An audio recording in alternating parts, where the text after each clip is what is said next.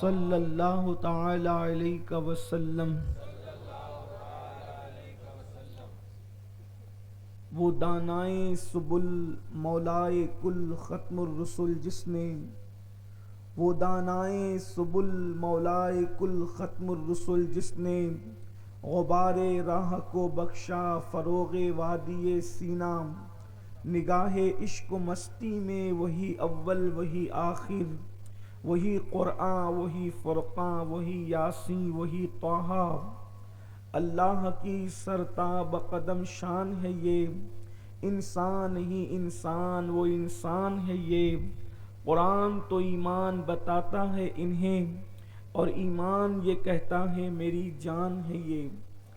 آج کی یہ محفل آپ نے دیکھا کہ شادی خانہ آبادی کے موقع پر منعقد ہوئی، اور ابھی آپ نے پیر طریقت حضرت سید سجاد باپو نے 2 دولہوں کا نکاح پڑھایا، اور آپ نے سب نے اس دعا میں شرکت کی، اور بھی سادات کرام علماء کرام کی یہاں حاضری، سید کوثر حسن باپو، سید عابد باپو اور حضرت کے شہزادگان یہاں موجود ہیں۔ اللہ تعالیٰ سب کی حاضری کو قبول فرمائے، اور اللہ پاک یہ جو جوڑے ہیں دولہا دلہن، ان سب کو دونوں جہان کی خوشیاں نعمتیں اور برکتیں عطا فرمائے۔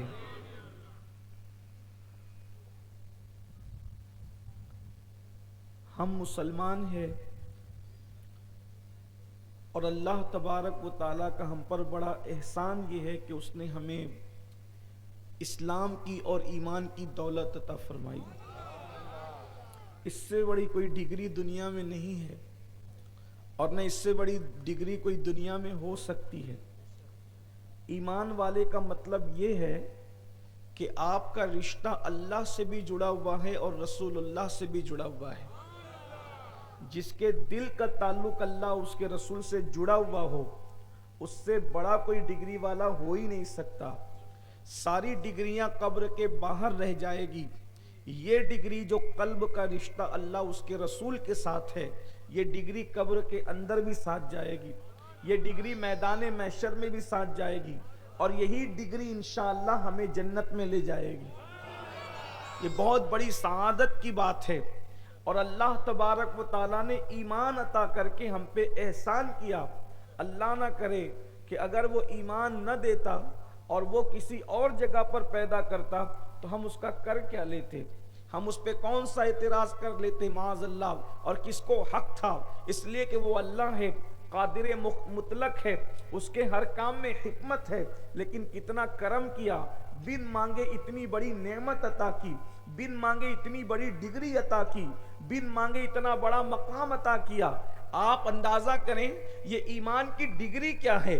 جب ایمان والوں کی فہرست بنتی ہے تو ایمان والوں کی فہرست میں جہاں سب سے پہلا نام صدیق اکبر کا ہے، جہاں سب سے پہلا نام عمر ابن خطاب کا ہے، جہاں سب سے پہلا نام عثمان غنی کا ہے، جہاں سب سے پہلا نام مولا علی کا ہے، جہاں سب سے پہلا نام اصحاب رسول کا ہے، نیچے کہیں نہ کہیں تو آپ کا اور ہمارا نام بھی درج ہوگا کہ وہ ایمان والے تھے، ان کے صدقے میں ہم بھی ایمان والے ہیں، یعنی اسی فیملی کے رکن ہیں، اسی اللہ اکبر سرکل کا ایک حصہ ہے، اور اللہ اکبر اسی گروہ، اسی جماعت اور اسی مذہب کے ماننے والے ہیں۔ یہ کتنا بڑا احسان ہے، یہ کتنا بڑا اعزاز ہے، اللہ اکبر۔ اور پھر بات جناب رسالت مآب صلی اللہ علیہ وآلہ وسلم کی جب آتی ہے تو وہ اللہ کے رسول ہیں، مصطفیٰ جان رحمت اللہ کے رسول ہیں، اللہ کے محبوب ہیں۔ اللہ نے فرمایا محبوب اگر تم کو پیدا کرنا نہ ہوتا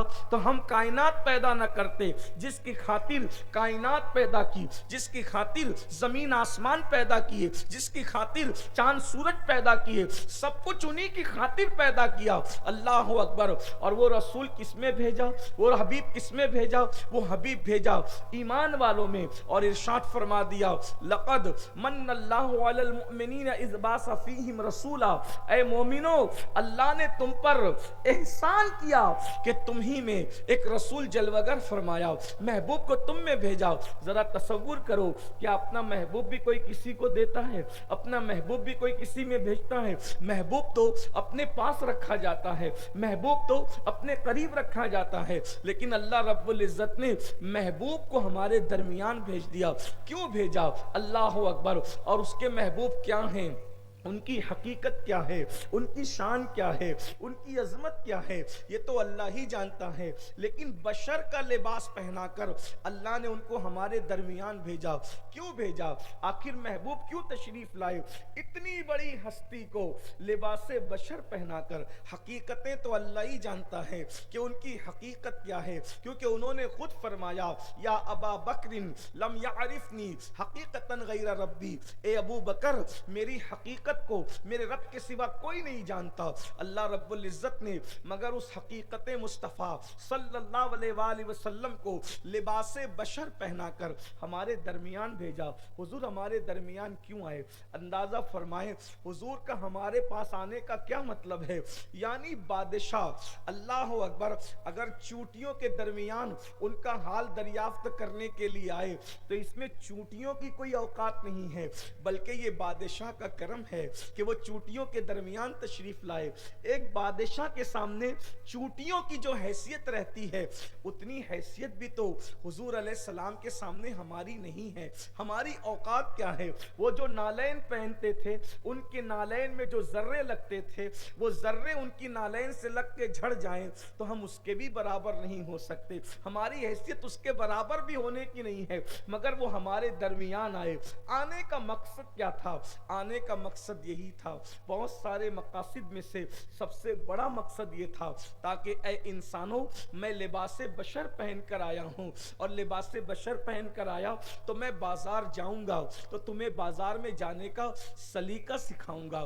میں تمہارے درمیان بیٹھوں گا تو تمہیں بیٹھ کر کے بیٹھنے کا سلیقہ سکھاؤں گا. میں تمہارے درمیان سوؤں گا تو تمہیں سونے کا سلیقہ سکھاؤں گا. تمہارے درمیان شادی بیاہ کی جائے گی تو آقا ہمیں شادی بیاہ کا طریقہ سکھائیں گے. یعنی اللہ کے رسول صلی اللہ علیہ وآلہ وسلم ہمیں انداز زندگی سکھانے آئے تھے, اسی لیے انہوں نے پانی بھی پیا. ورنہ اگر آپ دیکھیں حقیقت یہ ہے اگر حضور علیہ السلام ساری زندگی بھی پانی نہ پیتے تو حضور علیہ السلام کو کوئی فرق نہیں پڑتا. اگر ساری زندگی بھی کھانا نہیں کھاتے تو حضور علیہ السلام کو کوئی فرق نہیں پڑتا. حضور علیہ السلام ساری زندگی بھی نہ سوتے تو حضور علیہ السلام کو کوئی فرق نہیں پڑتا. لوگ سوچتے ہیں یہ لوگ تو ایسی باتیں کرتے ہیں, چلیں ایسی باتیں نہیں کرتے. آپ سے پوچھتا ہوں سرکار صابر پاک نے 12 سال تک کے کچھ نہیں کھایا, آپ مجھے بتائیں فرق کیا پڑا؟ ارے جب ان کے بیٹوں کے بیٹوں کے بیٹوں کا بیٹا ایسا ہے کہ وہ 12 سال تک کے بغیر کھائے زندہ رہ سکتے ہیں تو مصطفیٰ جان رحمت کی شان کا عالم کیا ہو, حضور علیہ السلام کے مقام کا عالم کیا ہوگا. اسی طرح بہت ساری داستان ہے, کوئی مانے نہ مانے ہم کسی کو منوانے نہیں آئے ہیں, لیکن ہمارے مسلک میں ایسی ہستیاں ہیں جنہوں نے برسوں کچھ نہیں کھایا اور اللہ نے انہیں زندگی دی ہے. جب ان کی روحانیت کا یہ عالم ہے تو ان کو روحانیت کا فیض عطا کرنے والے مصطفیٰ جان رحمت کا عالم کیا ہوگا, ان کی عظمت کا عالم کیا ہوگا. اگر اللہ کے رسول علیہ السلام نے کھایا بھی, پیا بھی, سوئے بھی, کپڑے بھی پہنے, سب کچھ کیا, وجہ صرف ہمیں طریقہ دینے کے لیے. تو جب حضور علیہ السلام ہمیں طریقہ دینے کے لیے آئے تو پھر ہم لوگ کلمہ رسول کا پڑھتے ہیں, سب پڑھتے ہیں, سب کا کلمہ ایک ہے. جب کلمہ اللہ کے رسول کا پڑھتے ہو تو پھر طریقہ دوسروں سے کیوں لیتے؟ آپ مجھے بتائیں, کلمہ پڑھا اللہ کے رسول کا, محمد الرسول اللہ صلی اللہ علیہ وآلہ وسلم, یہ سب کا کلمہ ہے, تو پھر بیٹھنے کا انداز, کھڑے ہونے کا انداز, اٹھنے کا انداز, دیکھنے کا انداز, سونے کا انداز, شادی بیاہ کا انداز, موت میت میں, یہ سب کس سے سیکھنا؟ جس کو ہم نے نبی مانا. اس لیے کہ حضور سے بڑا کوئی نہیں ہے, اللہ کی مخلوق میں حضور سے بڑا کوئی نہیں ہے. بعد از خدا بزرگ توئی قصہ مختصر, اللہ کے بعد سب سے بڑا مرتبہ کسی کا ہے تو وہ مصطفیٰ جان رحمت صلی اللہ علیہ وآلہ وسلم کا ہے۔ میرے امام کہتے ہیں اور بڑے مزے میں کہتے ہیں، سرور کہوں کہ مالک و مولا کہوں تجھے، باغ خلیل کا گل زیبا کہوں تجھے، حرمہ نصیب ہوں تجھے امید گے کہوں، جانے مراد کانے تمنا کہوں تجھے۔ حضور کو صرف مراد نہیں کہا بلکہ جانے مراد، ساری مرادوں کی جان کہا ہے، وہ جانے مراد ہے، جانے مراد کانے تمنا کہوں تجھے، اور اللہ رے تیرے جسم منور کی تابشیں، اے جانے جاں میں جانے تجلا کہوں تجھے، تیرے تو وصف عیب تناہی سے ہے بری، حیران ہوں میرے شاہ میں کیا کیا کہوں تجھے، اور کہہ لے گی سب کچھ ان کے ثنا خواہ کی خاموشی، چپ ہو رہا یہ کہہ کے میں کیا کیا کہوں تجھے، لیکن رضا نے ختم سخن اس میں کر دیا، خالق کا بندہ خلق کا آقا کہوں تجھے۔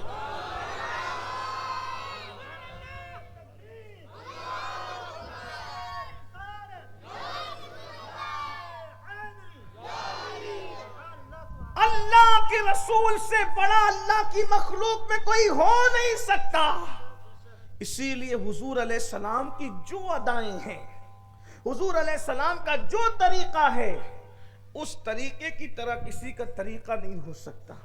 تو جب کلمہ رسول اللہ صلی اللہ علیہ وآلہ وسلم کا پڑھتے ہو تو پھر ہمیں طریقہ بھی حضور ہی کا اختیار کرنا چاہیے۔ کہنے والے نے کہا ہے طریق مصطفیٰ کو چھوڑنا ہے وجہ بربادی، اسی سے قوم دنیا میں ہوئی بے اقتدار اپنی۔ دیکھو حضور علیہ السلام کے طریقے پر میں کچھ باتیں آپ کو پیش کرتا ہوں۔ اللہ کے رسول علیہ السلام 1450 سال پہلے دنیا سے تشریف لے گئے۔ آقا کریم علیہ السلام دنیا سے پردہ فرما گئے۔ اس وقت سائنس، ٹیکنالوجی، مشینیں اور یہ ساری چیزیں اتنی ترقی پر نہیں تھی، لیکن اللہ کے رسول صلی اللہ علیہ وآلہ وسلم نے جو زندگی گزاری ہے اس پر ایک نظر ڈالتے ہیں۔ نوجوانوں کی توجہ، ماں اور بہنوں کی توجہ۔ دیکھیے اللہ کے رسول صلی اللہ علیہ وآلہ وسلم جب پانی پیتے تھے تو اللہ کے رسول صلی اللہ علیہ وآلہ وسلم گٹا گٹ کبھی پانی نہیں پیتے تھے، بلکہ ٹھہر ٹھہر کر چھوٹے چھوٹے گھونٹ پانی پیتے تھے۔ یعنی یوں کہہ لیں حضور علیہ السلام پانی چوس چوس کر پیتے تھے۔ ٹھیک، اب حضور علیہ السلام نے پانی پیا، بیٹھ کر کے پانی پیتے تھے، بسم اللہ پڑھ کے پیتے تھے، اور پانی پینے سے پہلے پانی کو دیکھ لیا کرتے تھے۔ بن دیکھے اللہ کے رسول نے کبھی پانی کو دیکھ کے پیا، بسم اللہ پڑھ کے پیا، گھونٹ گھونٹ پیا، اور پانی پینے کے بعد الحمدللہ کر بیٹھ کر کے پیا۔ اب آپ دیکھیں کبھی تصور میں نہیں آیا کسی مذہب کے اندر یہ طریقہ پانی پینے کا نہیں ملے گا آپ کو۔ آج بڑے بڑے سائنسداں کہہ رہے ہیں کہ پانی دیکھ کر کیوں پینا چاہیے، اس لیے کہ برتن میں کیڑا بھی ہو سکتا ہے، گھان بھی ہو سکتی ہے، اور پتہ نہیں کیا کیا جو کچھ بھی ہو سکتا ہے، دیکھ کر پیو۔ حضور آج لوگ دیکھ کر پینے کی بات کر رہے ہیں، جب دیکھ کر پینے کی کوئی بات کرنے والا نہ تھا تو حضور علیہ السلام نے پانی کو دیکھ کر پیا۔ آج بڑی بڑی بیماریوں کا دور ہے، وزن کی زیادتی ہے، یہ ہے وہ ہے وہ ہے، بہت کچھ ہے، لیکن آج ڈاکٹر کہتے ہیں اگر کوئی پانی کو چوس چوس کر پیے گا تو وہ شخص بیماری میں مبتلا نہیں ہوگا، بیماریوں سے محفوظ رہے گا۔ لوگ یہ تحقیق بتا رہے ہیں۔ حالانکہ ایک بات میں کہوں، ہم حضور علیہ السلام کو اس لیے فالو نہیں کرتے معاذ اللہ کہ اس سے یہ سائنسی فائدہ ہے، یہ سائنسی فائدہ ہے۔ ہم کہتے ہیں سائنس کے نظریات بدل سکتے ہیں، ہم سائنس کے مخالف بھی نہیں ہیں، سائنس کے نظریات بدل سکتے ہیں۔ سائنس کو کچھ بات کہنی ہے، کبھی کچھ انہوں نے تحقیق پیش کی ہے، ان کی باتیں بدلتی رہتی ہے، مگر ہمارے آقا نے جو کیا ہے اس میں سوائے فائدے کے کچھ ہو ہی نہیں سکتا۔ لوگوں کو سمجھ میں آئے تب بھی، نہ سمجھ میں آئے تب بھی، اللہ اکبر۔ اسی طرح سے دیکھو اللہ کے رسول صلی اللہ علیہ وآلہ وسلم نے پوری زندگی کبھی پیٹ بھر کر کے کھانا نہیں کھایا، کبھی پیٹ بھر کر کے حضور نے کھانا نہیں کھایا۔ کیوں نہیں کھایا؟ ہمیں بتایا طریقہ ہمارے مذہب نے کہ پیٹ کے 3 حصے کیے جائیں، ایک حصے میں بس کھانا ہو، ایک حصے میں پانی ہو اور ایک حصہ خالی رہے. یہ ہمیں طریقہ بتایا. آپ سب سے زیادہ ڈاکٹرز اگر آپ کو ملیں گے مسلمانوں کے محلے میں ملیں گے. سب سے زیادہ بیماریاں ملے گی مسلمانوں کے محلے میں ملے گی. وجہ کیوں؟ اس لیے کہ ہم نے اللہ کے رسول کو فالو نہیں کیا. حضور علیہ السلام کو ہم نے اپنے لیے آئیڈیل نہیں بنایا. دیکھو حضور نے آج سے 1450 سال پہلے یہ کیا، اور کرنے کے بعد آج ڈاکٹرز کیا کہہ رہے ہیں کہ اگر کوئی اللہ کے رسول صلی اللہ علیہ وآلہ وسلم کے اس طریقے پر عمل کرے گا تو وہ بیماریوں سے محفوظ رہے گا. کیوں؟ اس لیے کہ جو پیٹ بھر کھانا نہیں کھاتا اللہ رب العزت اس کو بیماریوں سے محفوظ رکھتا ہے. لوگ کہتے ہیں اس سے بیماری ہوئی، اس سے بیماری ہوئی، اس سے بیماری ہوئی. آپ یاد رکھیں جس دن ہم کھانے پہ کنٹرول کر لیں گے اس دن ہم بیماریوں سے محفوظ ہوں گے. ایک مشہور واقعہ ہے، مدینہ منورہ میں ایک حکیم آیا، آنے کے بعد وہ مدینہ شریف رکا، مہینوں قیام کیا، اور مہینوں قیام کرنے کے بعد دیکھا کہ کوئی بھی صحابی اس حکیم کے مطب میں یعنی اس کے دواخانہ میں گئے ہی نہیں. وہ پریشان ہو کے سامان سمیٹا، اور سمیٹنے کے بعد جب یہاں کوئی دوا لینے آتا ہی نہیں ہے تو پھر میں یہاں رہ کر کے کروں کیا؟ تو پوچھا صحابہ سے کہ تم بیمار کیوں نہیں پڑتے؟ تو صحابہ کرام نے فرمایا ہمارے نبی نے بتایا ہے ہم اس وقت تک دسترخوان پر نہیں بیٹھتے جب تک کہ بھوک نہ لگ جائے، اور ابھی بھوک باقی رہتی ہے اور ہم دسترخوان سے اٹھ جایا کرتے ہیں. یعنی دسترخوان پہ بھوکے بیٹھتے ہیں اور دسترخوان سے بھوکے اٹھتے ہیں، اس وجہ سے ہم بیماریوں سے محفوظ رہتے ہیں. یہ کسی کو پتا تھا 1450 سال پہلے کہ اس کے اندر یہ حکمت ہے وہ؟ لیکن حضور علیہ الصلوۃ والتسلیم جب تک مسلمان حضور کی سنتوں پر عمل کرتا رہا کبھی وہ نقصان میں نہیں پڑا. آج ہم کیوں بیمار ہو رہے ہیں پتہ ہے؟ اس لیے کہ ہم 3 بار کھاتے ہیں، اور جب تک اللہ اکبر حلق تک کے نوبت نہ جائے اس وقت تک ہم کھانا نہیں چھوڑتے. ہنسنے کی بات نہیں. پھر اس کے اوپر ہم سافٹ ڈرنک بھی پیتے ہیں. پھر اس کے بعد دوپہر میں کھایا، پھر شام کو 4 بجے پھر کھائیں گے، پھر اس کے بعد 6 بجے پھر بریک فاسٹ کے نام پر کھائیں گے، اس کے بعد پھر جو وہ عشاء کے بعد کھائیں گے، رات میں پھر جگتے ہیں تو 12 بجے کے بعد پھر کھائیں گے. یعنی لوگ کھاتے کھاتے مریض ہو رہے ہیں. میرے آقا صلی اللہ علیہ وسلم کے پیارے دیوانوں، اور آپ دیکھیں یورپ کی دنیا، باہر کی دنیا، یہ ساری چیزوں کو کھانے کو چھوڑ کر اب وہ قناعت کی طرف آ رہی ہے.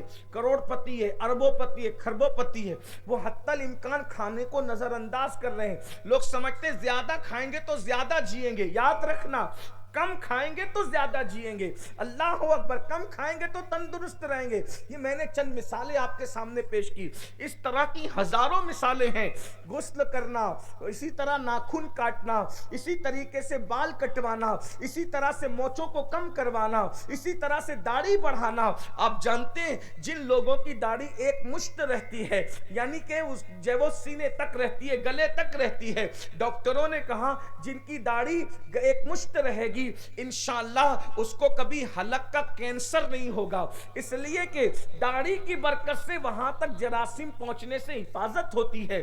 ایک ڈاکٹر نے کہا کہ جو 5 مرتبہ سر کا مسح کرے گا انشاءاللہ وہ کبھی پاگل نہیں ہو سکتا. اس لیے کہ ٹھنڈا پانی جب اس کے سر پہ ڈالا جائے گا اس طرح سے جیسے ہم مسح کرتے ہیں، وہ ٹھنڈک جب سر کو محسوس ہوگی تو اللہ اکبر پاگل پن سے حفاظت ہوگی. اسی طریقے سے جو اپنی پیشانی کو زمین پر رکھتا ہے اللہ اکبر، اللہ رب العزت اس کے ڈپریشن کو ختم کر دیتا ہے. اس سے ڈپریشن ختم ہوتا ہے، غم دور ہوتے ہیں، انسان کے اندر قوت پیدا ہوتی ہے، قوت مدافعت پیدا ہوتی ہے. یہ سر زمین پہ رکھنے کی وجہ سے لوگ اس کو سر زمین پہ رکھنا کہتے ہیں اور ہم اس کو سجدے کی نیت سے کرتے ہیں. اسی طرح حضور علیہ السلام نے جو کچھ کیا ہے اس میں سوائے فائدے کے کچھ اور نہیں ہے. فائدہ ہی فائدہ، فائدہ ہی. دیکھیں آج سب لوگ جو ہے وہ صبح کے وقت چلنے کی بات، کسی مذہب کا ڈاکٹر ہو، شوگر ہو گئی، بلڈ پریشر ہو گیا، یہ ہو گیا، وہ ہو گیا، تو کیا کہتا ہے؟ صبح پیدل چلو، صبح پیدل چلو، صبح پیدل چلو. آپ سے پوچھتا ہوں سب صبح پیدل چلنے کی بات آج کر رہے ہیں، 10-20 سال کے اندر کر رہے ہیں. اللہ کے رسول نے 1450 سال پہلے فرمایا کہ اللہ اس شخص کو عرش کے سائے میں جگہ عطا فرمائے گا جو فجر کی نماز میں پیدل مسجد کو جاتا ہے. 4 نماز کے لیے پیدل جانے کی بات نہیں کی، ظہر میں، عصر میں، مغرب میں، عشاء میں پیدل جانے کی بات نہیں کی، خاص فجر کو پیدل جانے کی بات کی۔ کیوں؟ لوگ آج پیدل چلنے کی بات کر رہے ہیں، میرے محبوب مصطفیٰ جان رحمت نے 1450 سال پہلے ہمیں پیدل چلوایا، لیکن معذرت کے ساتھ ڈاکٹر کے کہنے پر تو عمل کر رہے ہو، محبوب خدا کے کہنے پر اگر عمل کر لیا ہوتا تو ڈاکٹروں کی محتاجی ہی نہ ہوتی۔ مجھے بتائیں، اندازہ فرمائیں۔ آپ کو بتاؤں ایک بات اور، آج کل لوگ کہتے ہیں جب وہ سبزیاں زیادہ کھاؤ، سبزیاں زیادہ کھاؤ، اللہ کے رسول نے 1450 سال پہلے فرمایا جس دسترخوان پر ہری سبزی رکھ دی جاتی ہے اس دسترخوان سے شیطان کو بھگا دیا جاتا ہے۔ ہری سبزی کا دسترخوان پہ رکھ دیا جانا شیطان کو بھگانے کے مترادف ہے۔ یہ حدیث پاک تفسیر علم نشرہ میں امام اہل سنت کے والد امام المتکلمین نے نقل فرمایا ہے۔ غرض کہ میں بے شمار مثالیں پیش کر سکتا ہوں، لیکن میرا عنوان یہ نہیں، آقا نے جو طریقہ بتایا اس کی طرف آؤ، اس میں فائدہ ہے۔ حضور علیہ السلام نے ہمیں سب کچھ سکھایا۔ یار وہ محبوب جو لامکاں پر جاتے ہیں، خدا کی زیارت کرتے ہیں، وہ محبوب صلی اللہ علیہ وآلہ وسلم نے ہمیں بیت الخلاء میں بیٹھنے کا طریقہ تک سکھایا، پانی لینے کا طریقہ تک سکھایا، استنجا کرنے کا طریقہ تک سکھایا۔ کیوں؟ تاکہ تم کسی کی طرف نہ دیکھو، کسی اور کی طرف نہ دیکھو، کسی کی محتاجی میں نہ رہو۔ اور جب تک مسلمان کھانے میں، پینے میں، اٹھنے میں، بیٹھنے میں، سونے میں، جاگنے میں حضور کی سنتوں پہ عمل کرتا رہا۔ آج ہم سوتے ہیں تو کیسے سوتے ہیں؟ لمبے دھڑنگے چت لیٹ کر کے سوتے ہیں۔ اللہ کے رسول علیہ السلام ایسے کبھی نہیں سوئے۔ حضور علیہ السلام سوتے تھے تو آپ اپنے پیروں کو سمیٹتے تھے، ہاتھ کو سر کے نیچے سیدھے ہاتھ کو رکھتے تھے اور اس طرح کونی کو پھیلا کر اور پیروں کو سمیٹ کر، یعنی کہ وہ شکل بھی نام محمد کی بنتی تھی۔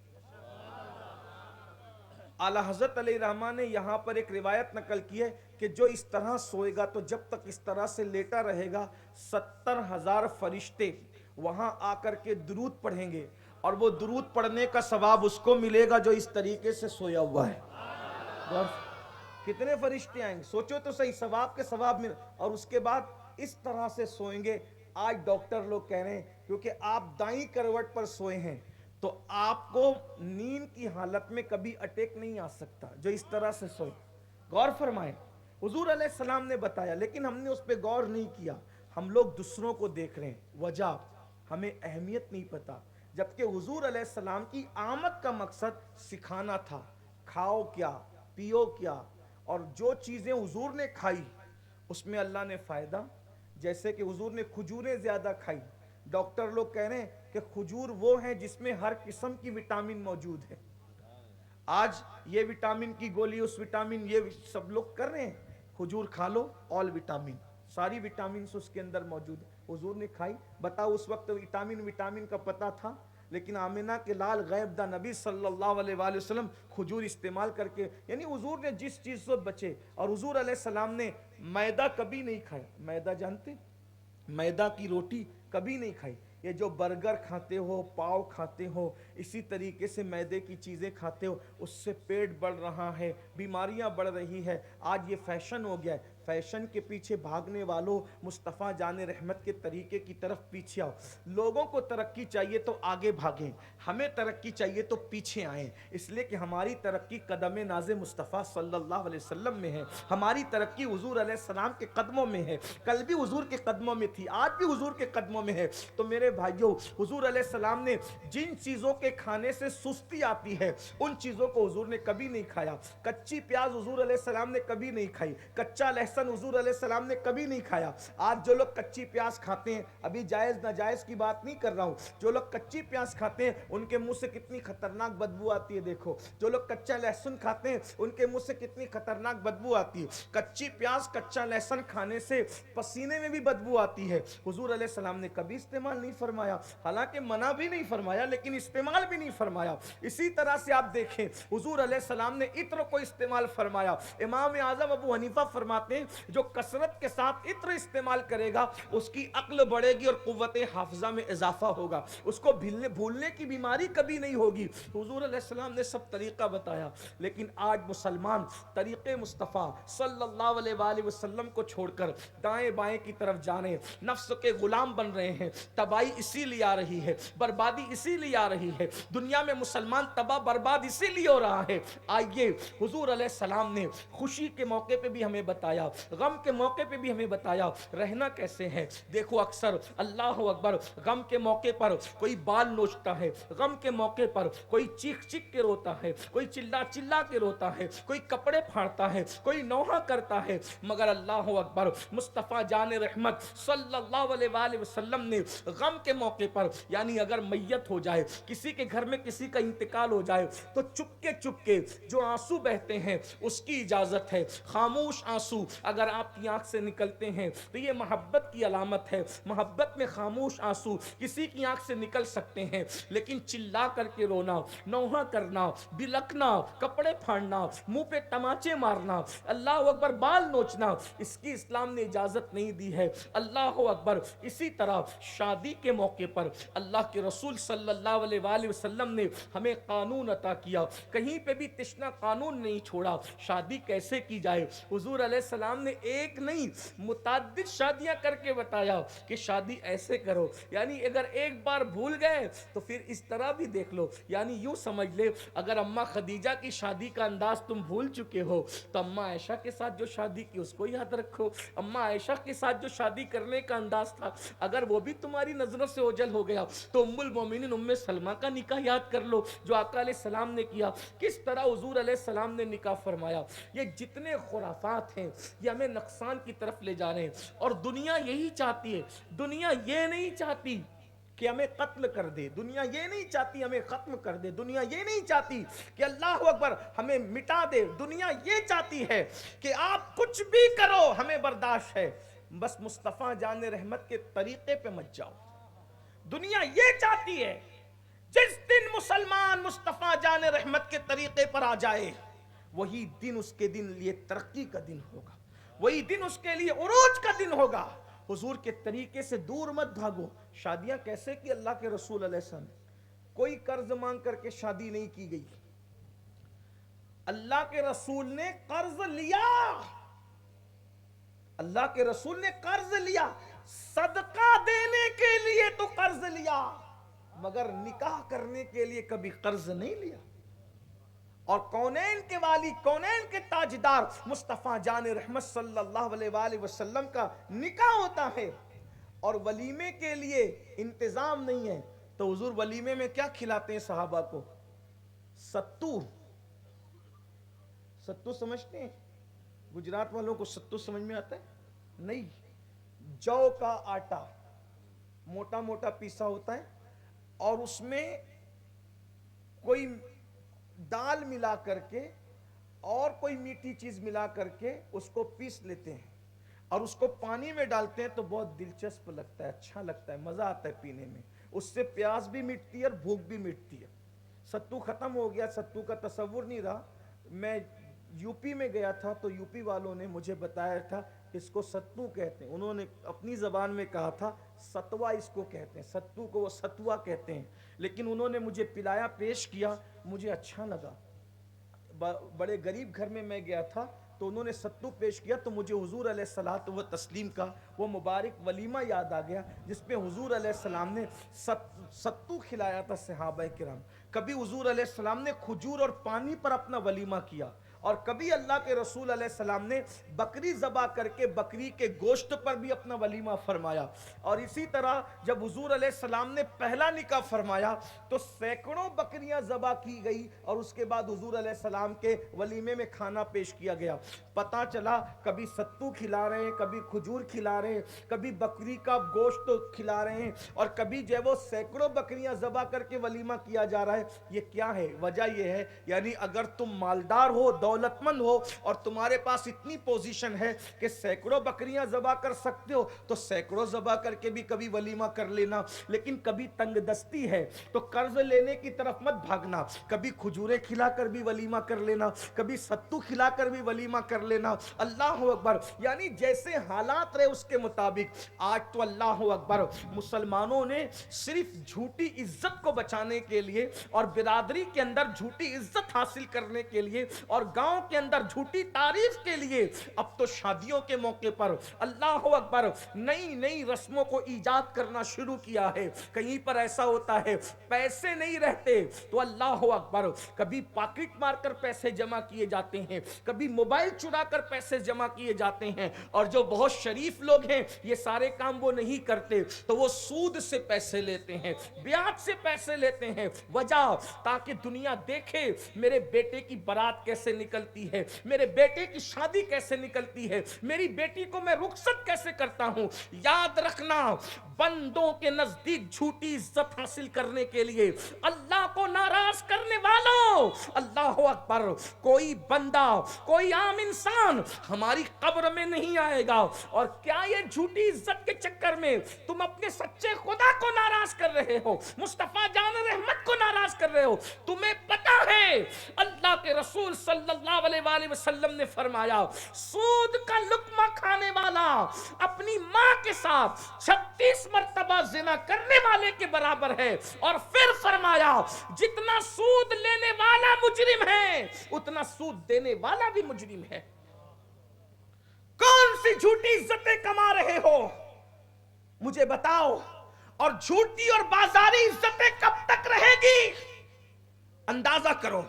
دیکھو اکبر جس کو اکبر دی گریٹ کہتے ہیں لوگ, اسی ملک ہندوستان کا ایک بادشاہ جسے دنیا اکبر اعظم کہتی ہے, جھوٹی عزت کمایا تھا. آج اس کی قبر پر کوئی فاتحہ پڑھنے والا نہیں, لیکن مجدد الفسانی نے دین پر قائم رہ کر جیل میں زندگی کاٹ کے اللہ کو راضی کیا تھا. آج بھی مجدد الفسانی کا گنبد جگمگا رہا ہے اور ہزاروں لوگ ان کی بارگاہ میں خراج عقیدت پیش کرتے نظر آتے ہیں. غریب نواز کے مقابل میں جو کھڑا ہوا تھا اس نے جھوٹی عزت کمائی تھی. کہاں ہے قبر کا نشان, مگر میرے خواجہ کے ڈنکے آج بھی بجتے نظر آ رہے ہیں. امام حسین کے مقابلے میں جو گنڈا کھڑا ہوا تھا پوری دنیا پہ حاکم بننے کا دعویٰ تھا, کہاں ہے یزید کی قبر کا نشان, اس نے جھوٹی عزت کمائی تھی. حسین دین پر قائم تھے, جھوٹی عزت والے کی قبر کا نشان بھی مٹ گیا. میرے امام عرش مقام کی عظمت کے ڈنکے آج بھی بج رہے ہیں.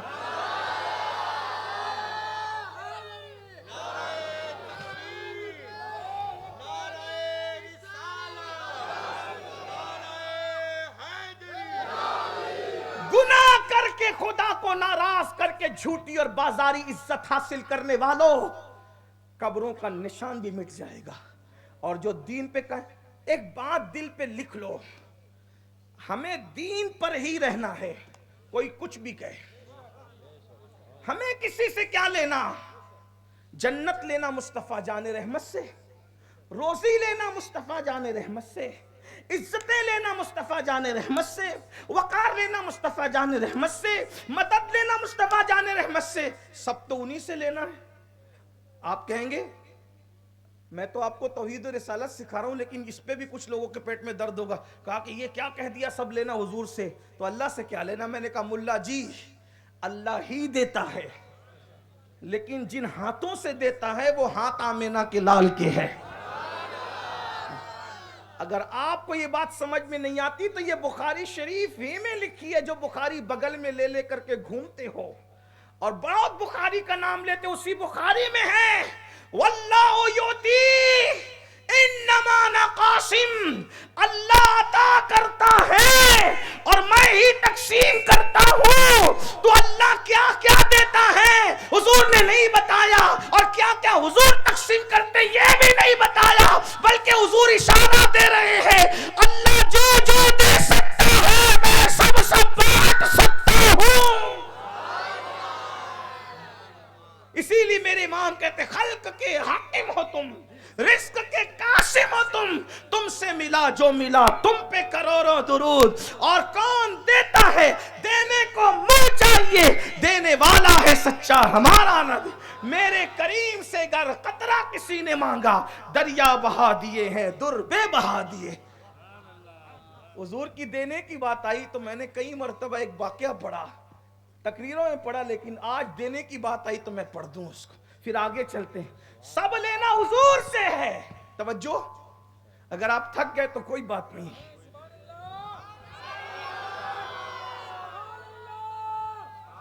سب لینا حضور سے ہے.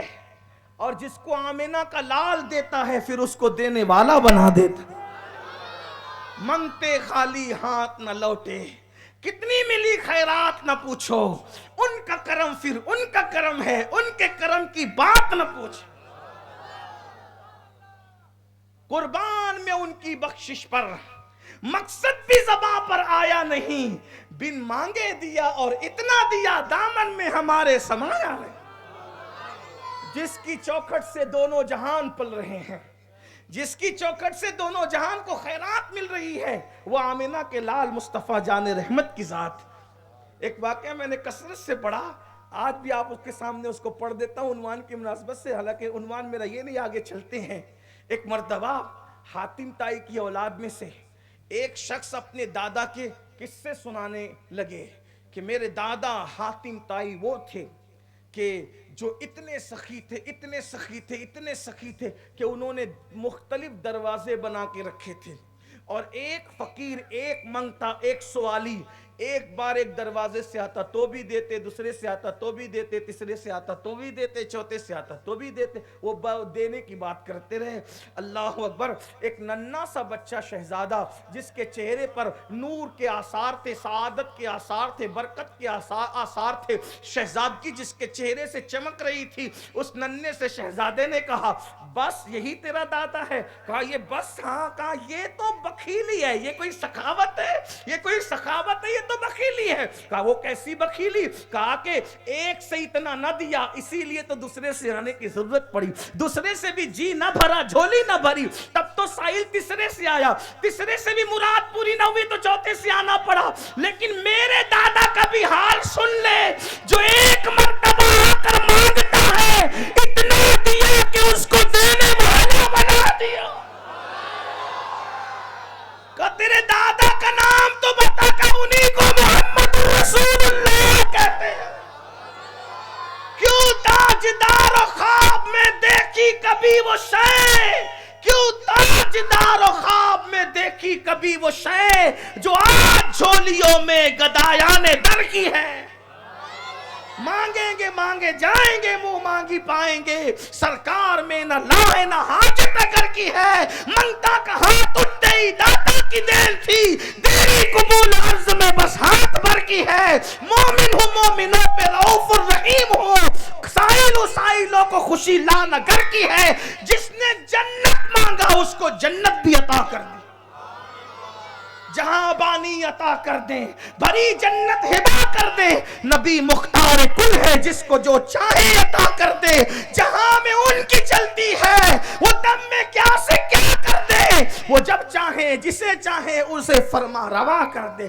زمین کو آسماں کر دے، سریا کو سرا کر دے. کیا شان ہے ان کی. سب کچھ حضور سے لینا اور حضور سے بغاوت کرنا، حضور کے طریقے سے بغاوت. پھر لوگوں سے چھوڑ دو، مجھے کون کیا کہے گا. جس دن یہ فکر تمہارے دل سے نکل جائے گی مجھے کون کیا کہے گا، بس اسی دن تم بادشاہ ہو. کسی کی فکر، سب کی فکر چھوڑ دو، صرف ایک فکر کرو، اللہ راضی ہو جائے، اس کا رسول راضی ہو. مجھے کوئی کچھ بھی کہے، کچھ بھی کہے، پھر دیکھنا یہ جو سود کے دھندے کر رہے ہو، سود سے پیسے لے رہے ہو، سود سے پیسے دے رہے ہو، بیاج عام کر رہے ہو، جھوٹی ناک اور عزت بچانے کے لیے کیا کرتے. سوچو مسلمان کی شادی میں کبھی ڈی جے بچ سکتا ہے؟ سوچیں، غور کریں. بار بار یہ بات کہی جاتی ہے. علماء کہتے ہیں، سادات کہتے ہیں، پیران نظام کہتے ہیں. لوگ کہتے ہیں ہم بہت چاہتے ہیں سادات کو. کیا چاہتے ہو؟ بولے ہاتھ چومتے ہیں، ان کے لیے ہاتھ باندھ کے کھڑے ہوتے ہیں، ان کو نظر پیش کرتے ہیں. میں نے کہا یہ مکمل چاہنے کی علامت نہیں ہے. اگر واقعی آل رسول سے محبت ہے تو وہ جو کہتے ہیں ان کی سنتے کیوں نہیں؟ ان کے نام پہ گردن جھکانے کی بجائے ان کے نام پہ دل جھکانے کی کوشش کر۔ مسلمان کی شادی سود سے کیسے ہو سکتی ہے؟ مسلمان کی شادی اللہ کے رسول کے طریقے کے خلاف کیسے ہو سکتی ہے؟ مسلمان کی شادی میں ڈھول تاشا ڈی جے کیسے بچ سکتا ہے؟ مجھے بتاؤ تو صحیح۔ حیرت ہے، جس مذہب کے اندر اللہ کے رسول علیہ السلام نے فرمایا کہ ڈھول تاشے شیطان کے لشکر ہے اور مجھے ان کو توڑنے کے لیے بھیجا گیا ہے، ہمارے مذہب میں ڈی جے ڈھول تاشے باجوں کا کوئی تصور نہیں ہے۔ یہ شادیوں کے اندر ڈھول تاشے باجے یہ بدعات ہیں، خرافات ہیں، اور اس پر کتنے روپے خرچ ہو رہے ہیں؟ ہزاروں روپے، اور اللہ کے رسول اس کو شیطانی لشکر فرما رہے۔ اب مجھے بتاؤ، جس شادی میں شیطان کا لشکر آئے گا وہ شادی کبھی آباد ہو سکتی ہے؟ اس میں کبھی برکت ہو سکتی ہے؟ شادی میں شیطان کا لشکر تم لاؤ، اور جب بیوی آ کر کے بہو آ کر کے تمہیں نچائے اور جیل کے زینے پر چڑھائے تو پھر باپو سے آ کر پیر پکڑ کہتے ہیں کہ باپو کچھ کرچو، کچھ کرو، سوچو تو صحیح، باپو کیا کریں گے؟ شیطان کا لشکر تو پہلے دن تو لایا ہے۔ جس کے گھر میں شیطان کا لشکر تم لا رہے ہو، بتاؤ اس شادی کے اندر خوشیاں کیسے ہوگی؟ اگر شادی میں برکت لانا ہے تو ذکر مصطفیٰ کی محفل سجاؤ۔ جہاں ذکر مصطفیٰ کی محفل سجے گی وہاں فرشتوں کا نزول ہوگا، وہاں نگاہ مصطفیٰ ہوگی، اور جہاں نگاہ مصطفیٰ ہوگی وہ گھر کبھی برباد نہیں، وہ گھر ہمیشہ آباد رہے گا۔ دیکھ لو، جب تک مسلمان شادیوں کے موقع پہ ڈی جے نہیں بجاتے تھے، میاں بیوی بڈھے ہو جاتے تھے تو بھی محبت باقی رہتی تھی۔ دیکھا نہیں اپنے دادا دادی کو، دیکھا نہیں اپنے نانا نانی کو، بڑے بیاں بڑی بھی ایک دوسرے کے بغیر رہتے نہیں۔ کیوں؟ یہ محبت کہاں سے تھی؟ ان کی شادیوں میں خرافات نہیں ہوئی تھی، ان کی شادیوں میں ذکر مصطفیٰ کی برکتیں تھی، آخری دم تک نصیب رہی۔ آج تو مہندی بھی نہیں چھٹتی اور طلاق کی باتیں ہونے لگتی، آج تو مہندی بھی نہیں چھٹتی اور ایک دوسرے کے ساتھ لڑائی جھگڑے شروع ہو جاتے، مہندی بھی نہیں چھٹتی، زگزگ شروع ہو جاتی۔ ہنسنے کی بات نہیں، اگر صرف دل بہلانے کے لیے جلسوں میں آتے ہو تو پھر آپ کی مرضی، لیکن اگر اپنی بھلائی چاہتے ہو، اپنی آخرت کا بھلا چاہتے ہو، جانتے ہیں اللہ کے سچے رسول صادق و مصدوق صلی اللہ علیہ وآلہ وسلم نے ارشاد فرمایا کہ کچھ لوگ اپنی قبروں میں جائیں گے تو اللہ ان کو سور کی شکل دے گا، خنزیر کی شکل دے گا، وہ سور اور خنزیر کی شکل کے اندر بدل دیے جائیں گے۔ اللہ اکبر! کون کہہ رہا ہے؟ جلسے کرنے والے مولوی صاحب کی بات نہیں، مقرر صاحب کی بات نہیں، ابھی باپو کی بات نہیں، بلکہ سارے باپوؤں کا جد کریم مصطفیٰ جان رحمت محمد الرسول اللہ، مشکل کشا کا بھی مشکل کشا، مشکل کشا کا بھی مشکل کشا، سید السادات علی مرتضیٰ کا بھی سید، مولائے کائنات جس کے بارے میں کہے کہ میں ان کا غلام ہوں، اندازہ فرمائے علی پاک جس کی غلامی کا دم بھرے، صدیق اکبر جس کی غلامی کا دم بھرے، ملائکہ جس کے خدمت کریں، جس کے دروازے پر دربان کی شکل میں جبریل امین نظر آئے، وہ مصطفیٰ جان جس کا دربان اتنا عظیم ہو وہ بادشاہ کتنا عظیم ہو۔ میرے امام کہتے تیرے در کا درباں ہے جبریل اعظم، تیرا مدح خواہر رسول و ولی ہے۔ اللہ کے سچے رسول صادق و مصدوق فرماتے صلی اللہ علیہ وآلہ وسلم، چہرے پہ پھنسیاں نکل آئے تو بے چین ہو جاتے ہو، چہرے پہ پھنسیاں نکل آ جائیں تو بے قرار ہو جاتے ہو۔ آقا علیہ السلام ارشاد فرمائے قبروں میں کچھ لوگوں کی شکل سور کی خنزیر کی شکل میں بدل جائے گی۔ صحابہ کرام نے عرض کیا حضور وہ کون ہوں گے؟ آقا فرماتے ہیں جو میوزک سنتے ہوں گے دنیا میں، میوزک، موسیقی، ڈھول تاشے باجے، وہ جس میں مبتلا ہوں گے ان کی شکلیں قبر میں سور کی شکل اختیار کر جائے۔ قیامت کے دن ان کے کانوں میں سیسا سیسا پگھلا کر کے ڈالا جائے گا، جہنم کی آگ کا سیسا ان کے کانوں میں. اور آپ سوچیں تنہا انسان بیٹھ کر میوزک سنے، موسیقی سنے تو اس کا یہ عذاب ہے، جو پورے محلے کو سنائے. یہ جو ڈی جے لگاتے ہو جہاں جہاں تک آواز پہنچتی ہے وہ سب کا گناہ تو ان کو ملتا ہے جنہوں نے راضی رہ کر کے سنا. ڈی جے کے گانے کو جو راضی رہ کر کے سن رہے ہیں وہ سب کو گناہ ملے گا، لیکن ان سب کے گناہ میں کمی کیے بغیر سب کے گناہ کے برابر اس کو گناہ ملے گا جس نے وہ ڈی جے لگایا تھا. وہ سب کا ذمہ دار وہ کتنا بڑی لعنت مول لیتے ہیں، کتنی بڑی لعنت اپنے سر پہ لیتے ہیں، اور پھر کہتے ہیں مصیبت آ رہی.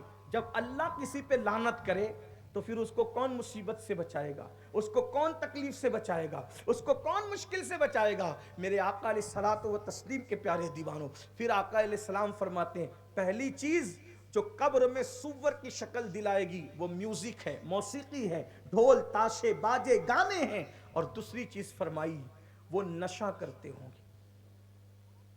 نشہ کرنے والوں کی صورتیں بھی قبر میں بدلے گی اور سور کی شکل، اور ایک حدیث کے مطابق یا سور کی شکل یا بندر کی شکل. آج بہت عزت دار بنتے ہیں گناہ کر کے، گناہ کو فیشن کا نام دیا جاتا ہے. کل لوگ شراب کی بوتلیں پیتے تھے تو بدنام ہوتے تھے، آج لوگ شراب کی بوتلیں تو نہیں پیتے، فریج کے اندر کورکس کی بوتلیں لا کر کے رکھتے ہیں، نشے کی گولیاں لا کر کے رکھتے ہیں. سن لو، نام کوئی بھی بدل لو، کام تو وہی ہے. اگر کوئی پیشاب پر یہ لکھ کر لائے کہ شربت روح افزا ہے تو کیا نام بدلنے سے اس کی حقیقت بدل جائے گی؟ تو اگر کوئی نشہ کر رہا ہے، چاہے گولی سے کرے، چاہے کورکس سے کرے، چاہے دوا سے کرے، چاہے انجیکشن سے کرے، چاہے کسی چیز سے کرے، آقا نے ارشاد فرما دیا تمہاری عقلیں طلبہ مصطفیٰ تک نہیں پہنچ سکتی، ہوشیار نہ بنو. میرے نبی نے ہر ہوشیار کو بتا دیا کہ تو وہاں تک نہیں پہنچ سکتا جہاں تک طلبہ مصطفیٰ کی رسائی ہے. بہت زیادہ نام بدل کر دیر ہوشیاری نہ کرو. فرما دیا کلو مسکرین حرام، نام کچھ بھی ہو جس سے بھی نشہ آتا ہے وہ حرام کر دیا گیا. نشہ کسی سے آئے حرام ہے، اور جس چیز کے زیادہ سے نشہ آئے اس کے تھوڑے کو بھی حرام کر دیا. یعنی جو چیز زیادہ پینے سے نشہ آئے گا اس کا تھوڑا بھی حرام. کیوں پیتے ہو؟ اور یہ نشہ کر کے، شراب پی کے، نشے کی گولیاں کھا کے اللہ رسول کا کوئی نقصان نہیں کر سکتے. تم اپنا نقصان کر رہے ہو، پھیپڑے خراب کر رہے ہو، بیماریوں کو دعوت دے رہے ہو. اور میں تو یہ کہتا ہوں آج ظالم دنیا باضابطہ طور پر مسلمانوں کو ٹارگٹ کر کے مسلمانوں میں نشے کو پرموٹ کرنے کی کوشش کر رہی ہے، کیونکہ دنیا جانتی ہے اگر دنیا میں کوئی زندہ قوم ہے اس زندہ قوم کو محمد الرسول اللہ پڑھنے والا کہا جاتا. اس لیے کہ اس قوم کی کتاب بھی زندہ ہے قرآن، اس قوم کا نبی بھی زندہ ہے سید الانبیاء صلی اللہ علیہ وسلم، اس قوم کا خدا بھی زندہ ہے. زندہ خدا، زندہ کتاب، زندہ نبی کی ماننے والی زندہ قوم وہ قوم مسلم ہے. دیکھ رہے ہو بھوکے رکھے جاتے ہیں پھر بھی ہرائے نہیں جاتے.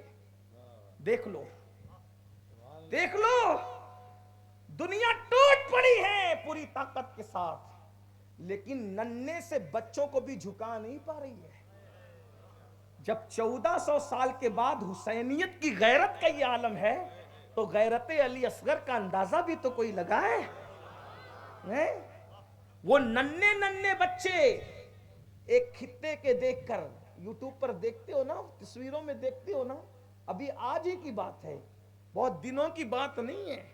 جانتے ہو نا، میں نام نہیں لوں گا لیکن تمہیں پتا ہے ایک خطے کو ہڑپ کرنے کی کوشش کر رہے ہیں یہودی، لیکن بتاؤ وہ بھوکے رہ کر کے ڈٹے ہوئے ہیں. یہ بھوکے رہ کر ڈٹنا سکھایا کس نے؟ لوگ پیٹ بھر کے بھی ڈٹ نہیں سکتے. ہے کسی مذہب کے ماننے والوں میں بھوکے رہ کر ڈٹنے کا شوق؟ لوگ پیٹ بھر کے بھی ڈٹ نہیں سکتے، یہ بھوکے رہ کے کیوں ڈٹ رہے ہیں؟ تو معلوم ہے فلسطینیوں کو کہ بھوکے رہ کر حق کے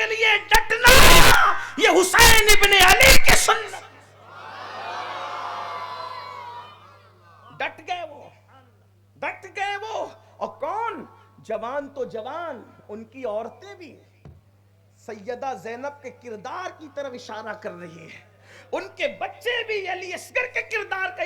तो दुनिया इसी से खौफजदा है कि इन्हें मार डालो।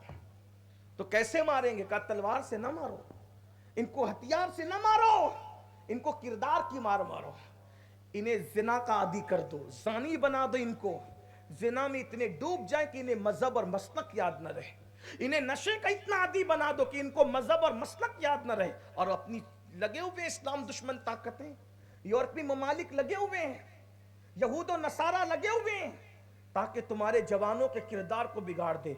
इतने भोले और नादान न बनो, मोहम्मदुर रसूलुल्लाह के मानने वाले जिंदा कौम हो, अपनी अहमियत का एहसास करो। लोग तुम्हारे किरदार को कुचलना चाहते हैं ताकि पूरी दुनिया में तुम्हें बदनाम कर दे। आज नशे की तरफ हमारे मुल्क में 16-16, 17-17 साल के लड़के नशे में डूब रहे हैं। खुदा के लिए निकलो इस लानत से, तौबा करो अल्लाह की बारगाह में। हमारे मजहब में हर किस्म का नशा हराम है, और नशा करने वाले के लिए फरमाया कब्र में सूवर की शक्ल इख्तियार। बल्कि हुजूर अलैहिस्सलाम तो इतना नाराज है नशा करने वालों से, फरमाया नशा करने वाले को कर्जा भी मत देना। अगर नशा करने वाला कर्जा मांगे, आका फरमाते उसको कर्जा भी मत देना। आका फरमाते नशा करने वाले के घर से रिश्ता है, उसको अपनी बेटी भी मत देना।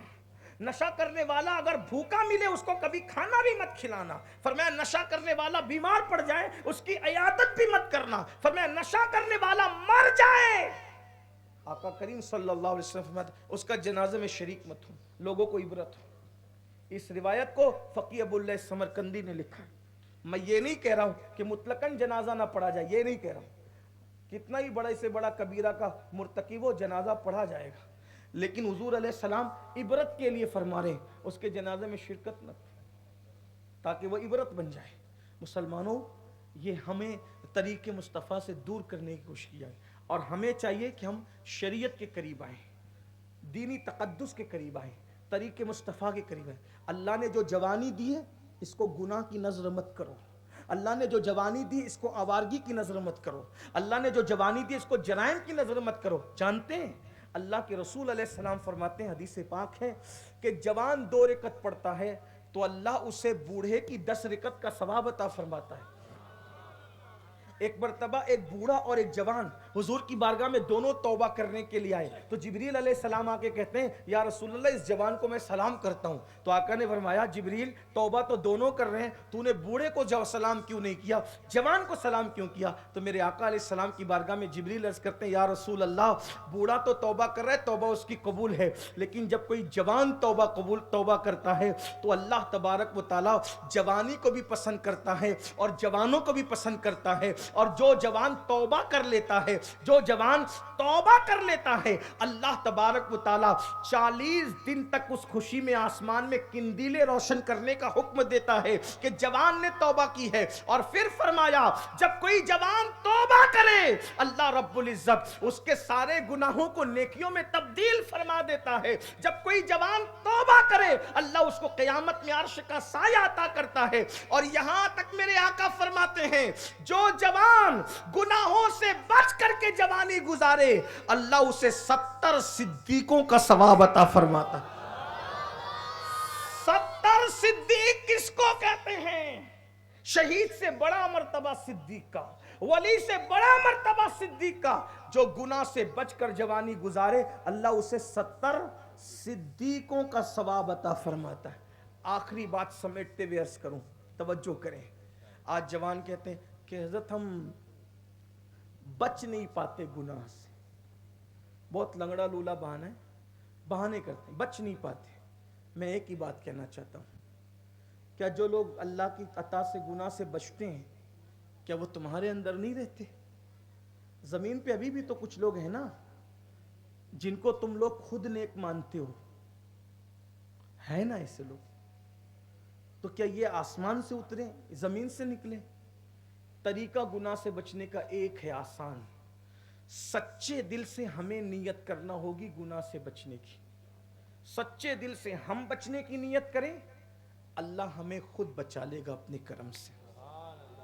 बिला तमसील, गिरते हुए बच्चे को जैसे माँ संभालती है ना, बिला तमसील جب بندہ گناہ سے بچنے کی کوشش کرتا ہے تو قدرت کی رحمت اس کو ڈگمگانے سے سنبھال لیا کرتی ہے، اللہ مدد کرتا ہے۔ لاسٹ جو بات اختتام کو کرنے جا رہا تھا، سنے بہت خوبصورت سی بات یاد آئی ہے۔ امام یافعی رحمۃ اللہ علیہ اپنی کتاب میں لکھتے ہیں، میں اس کا مفہوم پیش کرتا ہوں۔ جوانی بہت خوبصورت ہے، فرمایا جوانی کی ایسی قدر کرو جیسے کسی مہمان کی قدر کرتے۔ ہر مہمان جانے کے لیے آتا ہے، تو جوانی بھی وہ مہمان ہے جو چلی جائے گی۔ جوانی نہ کسی کے پاس ہمیشہ رہی ہے نہ ہمارے پاس ہمیشہ رہے۔ دھیرے دھیرے بال سفید ہوں گے، چہرے پہ جھریاں پڑے گی، چہرے کی جلد لٹکے گی، صحت سمٹے گی، کبھی یہ درد، کبھی وہ درد، کبھی وہ درد۔ آج جوانی میں عبادت نہیں کر رہے ہو، یہ سوچ کے بڑھاپے میں کریں گے۔ بڑھاپا عبادت کے لیے نہیں ہوتا، اس لیے کہ بڑھاپے میں تو رکوع میں کمر بھی جھکنے کو تیار نہیں ہوتی ہے نا۔ ایک وقت آئے گا، اپنی جوانی گزرنے کے بعد پچھتاؤ گے۔ آج اس کی قدر کرو، ایک مہمان کی طرح، ایک اچھے مہمان کی طرح۔ وقت کا صحیح استعمال کرو۔ یوٹیوب لے کر بیٹھتے ہو تو گھنٹوں اسی میں، فیس بک لے کر بیٹھتے ہو گھنٹوں اسی میں، فلمیں کیا کیا دیکھتے ہو فلموں کے نام پہ، سوچو۔ اللہ سب دیکھ رہا ہے، حتیٰ کہ مسلمان کے بچے آج زنا کی فلمیں تک دیکھ رہے ہیں۔ سیدنا سلمان فارسی سرکار فرماتے ہیں، ہائے ہائے ہائے کیا لوگ تھے۔ سلمان فارسی کہتے ہیں کہ مجھے ایک بار مارا جائے پھر زندہ کیا جائے، پھر مارا جائے پھر زندہ کیا جائے، پھر مارا جائے پھر زندہ کیا جائے۔ میں 3 مرتبہ موت کی تکلیف تو اٹھا سکتا ہوں، لیکن ایک بار بھی کسی کی شرمگاہ کو دیکھنے کی ہمت نہیں کر سکتا۔ نہ کسی کو شرمگاہ دکھانے کی ہمت کر سکتا ہوں، نہ دیکھنے کی۔ کیوں؟ کیونکہ 3 بار موت کی تکلیف اٹھانا میرے لیے آسان ہے، مگر کسی کی شرمگاہ ایک بار دیکھنے کی بنیاد پہ اللہ جو عذاب دے گا وہ عذاب مجھ سے برداشت نہیں ہوگا۔ یہ کون کہہ رہا ہے؟ سلمان فارسی۔ کون سلمان فارسی؟ آقا فرماتے ہیں اللہ نے مجھے 4 لوگوں سے محبت کا حکم دیا۔ ساری کائنات کو جس رسول سے محبت کا حکم دیا ہے، اس رسول سے فرمایا کہ تم 4 لوگوں سے پیار کرو۔ صحابہ نے پوچھا حضور وہ 4 لوگ کون ہیں جن سے اللہ نے آپ کو محبت کا حکم دیا، یعنی ان کی عظمت کے اظہار کے لیے؟ تو آقا فرماتے ہیں وہ 4 یہ ہے، نمبر 1 علی ابن ابو طالب، نمبر 2 ابو ذر غفاری، نمبر 3 مقداد، اور نمبر 4 سلمان فارسی۔ اللہ نے مجھے ان لوگوں سے، حضور سے، اللہ فرماتے ان سے محبت کرو۔ محبوب کو کہا گیا ان سے محبت کرو، ان کی عظمت کے اظہار کی خاطر۔ اندازہ کریں، وہ سلمان فارسی فرما رہے ہیں 3 مرتبہ موت کا صدمہ اٹھانا آسان ہے، ایک بار کسی کی شرمگاہ کو نہیں دے۔ بلکہ ہمارے بزرگوں نے فرمایا اگر ضرورت نہیں ہے تو خود کا سطر بھی بغیر ضرورت نہ دیکھا کرو۔ جو اپنی سطر کو بار بار دیکھتا ہے اللہ اسے 2 بیماریاں دیتا ہے، وہ اندھے پن کا شکار جلدی ہوگا اور وہ بھولنے کی بیماری میں مبتلا ہوگا۔ یعنی اگر ضرورت نہیں ہے تو خود کا بھی سطر نہ دیکھو۔ میں بہت حیا کے پردے میں سطر کر رہا ہوں، لیکن آپ سمجھ سکتے ہیں میں کہنا کیا چاہتا ہوں۔ جو مذہب بلا ضرورت خود کا سطر دیکھنے سے بچنے کی بات کرے تقوی کے اعتبار سے، آج اس قوم کے لڑکے اور لڑکیاں اگر زنا کی فلمیں دیکھیں، بتاؤ مرو گے نہیں، برباد نہیں ہوگے، تباہ نہیں ہوگے؟ میں آپ کو کوئی بددعا دینے نہیں ہے، لیکن احساس تو کرو میں کوئی بددعا بھی نہیں دے رہا ہوں، میرا کام ہی نہیں ہے، لیکن آپ کو آگاہ کرنا چاہتا ہوں۔ یہ مصیبت، وہ مصیبت، وہ مصیبت، وہ مصیبت، یہ ساری مصیبتیں کیوں ہیں؟ اپنی آنکھوں کو کیا دیکھنے پہ لگایا ہے؟ سرکار مولا کائنات رضی اللہ تعالیٰ فرماتے ہیں میں نے کبھی اپنے سطر پر بلا وجہ نظر نہ کی۔ لوگوں نے کہا کیوں نہیں دیکھا؟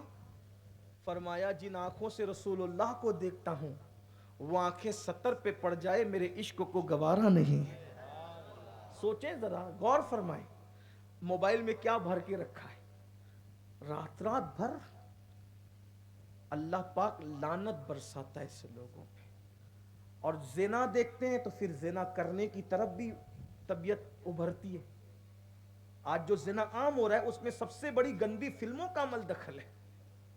شادی سے پہلے وہ سب کچھ کر گزر رہے ہیں لوگ جس کا تصور نہیں کیا جا سکتا. ہم مجبور ہیں، کیا کریں، بولنا ہے. جیسے مریض ہے ویسی دوا پیش کرنا ہے، ورنہ ان بزرگوں کے تقدس کی وجہ سے ان عنوان پہ بولنے کو جی نہیں چاہتا. لیکن کریں کیا؟ جو قوم آگ لگا چکی ہو اپنی جوانی کو، جو قوم تباہ کر چکی ہو اپنی جوانی کو. جوان کسی قوم کا سرمایہ، جوان کسی قوم کی آبرو، جوان کسی قوم کی ترقی کا سبب، جوان کسی قوم کے لیے انقلاب کا عظیم اللہ اکبر سرمایہ. آج ان جوانوں کا سب کچھ لٹ چکا. زنا زنا، گندی فلمیں، گندی تصویریں، یوٹیوب، فیس بک، واٹس ایپ، اسی میں ڈوب گئے. اور پھر کہتے ہیں ہم عاشقان رسول ہے. ارے عاشق تو وہ ہوتا ہے جس کو محبوب کے سوا کسی سے کوئی غرض ہی نہیں ہوتی. وہ تو محبوب کے سوا کسی کو دیکھنا ہی نہیں چاہتا. تیرے طلبوں میں جو ہے غیر کا منہ کیا دیکھے، تیرے قدموں میں جو ہے غیر کا منہ کیا دیکھے. کون نظروں پہ چڑھے دیکھ کے تلوا تیرا. جو رسول اللہ کے قدموں میں ہے وہ کسی کا چہرہ بھی دیکھنا نہیں چاہتا کہ مجھے کیا غرض کسی کے چہرے سے، کیونکہ میں تو یار کے تلووں میں گم ہوں. یار کا تلوہ مجھے فرصت نہیں دیتا کسی کو تکنے کے لیے. کیوں؟ اس لیے کہ کسی محجبین کا چہرہ بھی اتنا خوبصورت نہیں ہو سکتا جتنا اللہ نے میرے محبوب کے تلوے کو خوبصورت بنایا ہے. آسماں گر تیرے تلووں کا نظارہ کرتا، روز ایک چاند تصدق میں اتارا کرتا. چھپ گیا چاند نہ آئی تیرے دیدار کی تاب، سامنے گر کبھی ہوتا بھی تو سجدہ کرتا. دور رسالت میں کسی نے کسی سے کہا آج چاند نکلا نہیں. کسی عاشق نے کہا شاید آج تلوہ مصطفیٰ سے چادر ہٹ گئی ہوگی اس لیے چاند کو نکلنے کی ہمت نہ ہوئی. میرے امام تو کہتے ہیں کہ خورشید تھا کس زور پر کیا بڑھ کے چمکا تھا قمر. خورشید کہتے ہیں سورج کو، خورشید تھا کس زور پر کیا بڑھ کے چمکا تھا قمر. ادھر سورج کہہ رہا تھا میں خوبصورت، ادھر چاند کہہ رہا تھا میں خوبصورت. ادھر آمینہ کے لال کے چہرے سے پردہ اٹھا، یہ بھی نہیں وہ بھی نہیں. خورشید تھا کس زور پر کیا بڑھ کے چمکا تھا قمر، بے پردہ جب وہ رخ ہوا یہ بھی نہیں وہ بھی نہیں. کیا حسن والا رسول ہے. ایسے حسن والے جمال والے رسول کا کلمہ پڑھ کے زنا کی فلمیں. کبھی تصور تو کرو جس وقت حضور کا کوئی امتی نرم گدوں پہ لیٹ کر زنا کی فلم دیکھتا ہوگا اس وقت رسول اللہ کے دل پہ گزرتی کیا ہوگی. مولوی صاحب کو دھوکہ دے سکتے ہو، پیر صاحب کو، آمینہ کے لال کو دھوکہ نہیں دے سکتے. کیوں؟ کیونکہ جس کی نگاہ سے اللہ کی ذات نہ چھپی اس کی نگاہ سے ہماری رات کیسے چھپ سکتی ہے. حضور کی بارگاہ میں جب شفاعت کی بھیک مانگنے جاؤ گے اگر اللہ کے رسول نے چہرہ پھیر لیا تو کیا ہوگا. تو میں جو آخری بات کرنے چلا تھا بات طویل ہو رہی، ختم کروں. ہمارے برادر عزیز بڑے مخلص ہمارے ساتھی کرم فرما جناب عبدالرزاق صاحب قادری، ان کا حکم تھا کہ ہمیں وقت پہ پروگرام ختم کرنا ہے تو جو ٹائم تھا ہم اس سے بہت آگے نکل گئے تو بات ختم کہیں نہ کہیں تو کرنی ہوگی. لیکن امام یافعی والی ایک بات سن لے، بات ختم کرتا. ارادہ کریں سچا، منافقانہ نہیں، سچا میں نے گناہ سے بچنا ہے، سچا ارادہ. پھر دیکھو میرے اللہ کا کرم کیسے ہوتا ہے. خدا کی رحمت ہاتھ نہ تھام لے تو پھر کہنا، مصطفیٰ جان رحمت کا کرم ہاتھ نہ تھام لے تو پھر کہنا. اور یہ جو زنا کی فلمیں دیکھتے ہیں اور زنا کرتے ہیں نا، فرمایا گیا بزرگوں نے فرمایا جو زنا کرتے ہیں زنا دیکھتے ہیں اگر وہ توبہ نہیں کریں گے تو اللہ ان کے گھر میں لنگڑی لولی عیبی اولاد پیدا کرے گا. اب اس کا یہ مطلب نہیں کہ جن کے گھر میں عیبی اولاد ہو تو آپ اس پہ شک کرنے لگو کس نے ایسا کیا ہوگا، ایسا نہیں. کچھ لوگوں کو اللہ سزا کے طور پہ لنگڑی لولی عیبی اولاد دیتا ہے. اور کچھ لوگوں کو امتحان کے طور پہ دیتے. جیسے بیماری حضرت ایوب کو امتحان کے طور پہ دی نا, اور بیماری ابو لہب کو اس کا جسم سڑا دیا. ابو لہب کا جسم اتنا سڑا کہ مرنے کے بعد وہ بدبو آتی تھی کہ اس کے بیٹے بھی اس کے جنازے میں شریک نہیں ہوئے. حبشی غلاموں کو اجرت دے کر اس کو پھکوایا گیا, اٹھا کر کے دفن کروایا گیا. اس کو بھی بیماری ملی, حضرت ایوب علیہ السلام کو بھی ملی, لیکن اس کی بیماری سزا تھی, ایوب علیہ السلام کی بیماری اللہ کا امتحان تھا. دونوں میں فرق ہے. تو سب کو ایک لکڑی سے ہانک نہیں سکتے, لیکن 98% لوگ, 98% لوگ جن کے گھروں میں عام طور پہ لنگڑی لولی ایبی اولاد پیدا ہوتی ہے, اس کی وجہ زنا دیکھنا, زنا کرنا. آقا علیہ السلام نے فرمایا اللہ اکبر لا الہ الا اللہ, فرمایا کچھ لوگوں کی تو آنکھیں بھی زنا کرتی ہے. ہائے ہائے ہائے, جو آنکھ زنا کرتی وہ اللہ کا دیدار کیسے کرے گی؟ جو آنکھ زنا کرتی وہ رسول اللہ کا دیدار کیسے کرے؟ آقا نے فرمایا کچھ لوگوں کی آنکھیں بھی زنا کرتی. یا رسول اللہ آنکھیں بھی زنا کرتی؟ فرمایا ہاں, جو آنکھیں حرام چیزوں کو دیکھتی ہے وہ آنکھیں زنا کرتی, وہ آنکھیں زانی ہیں. زانی بنا دیا نا اپنی آنکھوں کو. اللہ کی بارگاہ میں توبہ کر لو. موت سر پہ کھڑی ہے, موت کی تلوار سروں پہ لٹک رہی ہے, پتہ نہیں کب بلاوا آ جائے. ابھی بیٹھا تھا ابھی چلا گیا, سوتے سوتے چلا گیا, کھاتے کھاتے چلا گیا. زندگی کا کوئی بھروسہ نہیں ہے. غرور میں مت رہنا کہ کس کو کتنی زندگی ملی. زندگی موت و حیات کا اختیار ہمارے ہاتھ میں نہیں. پتہ نہیں میں بول رہا ہوں کب تک بول سکوں, آپ بیٹھے کب تک بیٹھیں گے. حقیقت ہے موت آنی ہے, تیاری کرو, اللہ رسول کو راضی کرو, سچی توبہ کرو, استغفار کرو, اپنے اللہ کو مناؤ, اپنے اللہ کو راضی کرو. سب سے زیادہ آسان جس کو منانا ہے وہ میرے اللہ کو منانا ہے. شرمندگی کے 2 آنسو سچے دل سے پیش کر لو, میرا اللہ راضی ہو جاتا ہے, وہ مان جاتا ہے, وہ توبہ قبول کر لیتا ہے, توبہ کا قبول کرنے والا ہے. امام یافعی رحمۃ اللہ علیہ لکھتے ہیں ایک بزرگ بوڑھے ہو گئے تھے, ان کا پورا بدن مہکتا تھا. وہ جو کپڑے پہنتے تھے وہ کپڑے بھی مہکتے تھے, وہ جس گلی سے گزر جاتے تھے گلیاں بھی مہکتی تھی, جب مسجد میں آتے تھے تو پوری مسجد مہکتی تھی. ان کی مہک اور خوشبو کی وجہ سے لوگوں نے ان کا نام رکھ دیا تھا حضرت مسکی. عربی میں مشک کو مسک کہتے ہیں, ان کا نام کیا رکھا تھا؟ حضرت مسکی. اپنے الفاظ کے جامع میں امام یافعی کی بات پیش کی. یہ امام یافعی کون ہے؟ یہ امام یافعی وہ ہیں جو غوث پاک کے مرید ہیں, یعنی انہوں نے غوث اعظم کے دیکھنے والوں کو دیکھا ہے. بڑے عظیم بزرگ امام یافعی. تو ان کا نام مسکی تھا. تو ظاہر سی بات ہے بہت مہکتے تھے, مسجد مہکتی تھی, گلیاں مہکتی تھی, گھر مہکتے تھے. تو لوگوں نے ان سے کہا او مسکی, تم خوشبو لگانے پر اتنے پیسے خرچ کرتے ہو, یہ فضول خرچی نہیں ہے؟ اتنا خرچہ کرتے ہو مہکنے کے لیے؟ انہوں نے ایک دن پوچھنے والے جوانوں کو ہنس کے کہا کہ بابا میں تو کبھی عطر لگاتا ہی نہیں, تم پیسے خرچ کرنے کی بات کرتے ہو, میں نے کبھی عطر لگایا نہیں. کہا پھر یہ خوشبو؟ کہا اس کے پیچھے ایک داستان ہے, اگر سننا چاہتے ہو تو سنو. ان لوگوں کو کہا, آپ بھی ماشاءاللہ اتنے باذوق ہیں کہ انہوں نے ان سے کہا لیکن آپ بھی کہہ رہے ہیں چلیں حضرت مسکی کی بات میں بیان کرتا ہوں. تو کہا اگر سننا چاہتے ہو ان جوانوں کا سنو. کہا کیا؟ تو مسکی کہتے ہیں میں جوان تھا, اب بہت مالدار باپ کا بیٹا تھا, دولت تو اب بھی ہے میرے پاس لیکن بہت مالدار باپ کا بیٹا, اور ابھی بھی خوبصورت ہوں, اس وقت بھی خوبصورت تھا, جوانی میں زیادہ ہی حسن تھا, خوبصورتی تھی. میرے ابا کو کسی نے مشورہ دیا اتنا خوبصورت بیٹا ہے, اتنی دولت ہے آپ کے پاس, اس کو کسی اچھے تاجر کے ہاتھ کے نیچے رکھو تو یہ تجارت سیکھے گا. پریکٹس بہت ضروری ہوتی ہے نا کسی کام کے لیے, تجربے کے لیے. کسی اچھا مفتی بننا ہے تو اچھے مفتی کے ہاتھ کے نیچے کام کرو, اچھا ڈاکٹر بننا ہے تو اچھے ڈاکٹر کے ہاتھ کے نیچے پریکٹس کرنی پڑتی ہے, اور اچھے خطیب بننا ہے اچھے خطیبوں کے ساتھ رہنا پڑتا ہے, تو بہت کچھ کرنا پڑتا ہے.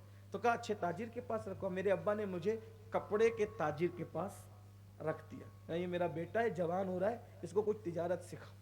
میں صبح صبح دکان پہ بیٹھا تھا, ایسے میں بڑھیا آئی اور اس بڑھیا نے کہا کہ کچھ کپڑے ہمیں چاہیے, خریدنے کپڑے.